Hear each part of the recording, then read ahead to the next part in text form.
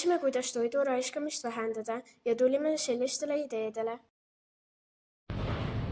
Niimoodi sa saad sööklas säästa toitu, et alguses on vähe ja siis sa saad pärast alati juurde võtta. Või sa võid karbi tuua kaasa ja siis sinna panna kõik oma ülejäänud toidu. Restoranis võiks valida enda järgi portsjoni ja kui sa lähed näiteks 3 inimesega, siis võtta ainult 3 toitu igal inimesele, et saaks vähem toitu raisata. Poodides võiksid olla letid, kus müüakse kas sassil ainult toitu või kuupäeva vähenevat toitu. Palju odavamalt.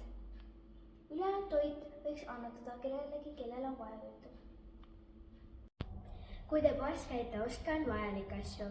Kui te ostate ebavajalikke asju, siis te saate selle annetuskasti panna. Igas kodus võiks olla ka olemas tark külmkapp, millest me teile nüüd kohe räägime. Tere! Meie mõtlesime välja targa külmkapi. See suudab välja mõelda retsepte kodus leiduvatest asjadest. Kui midagi hakkab aeguma, siis külmkapp annab märku, et omanik saaks selle ära kasutada. Külmkapp märkab, kui midagi hakkab otsa saama ja saadab veepoodi tellimuse. Lisaks see töötab päikesejoon. Aitäh! Toidu raiskamist saab igaüks vähendada. Muutus algab meist!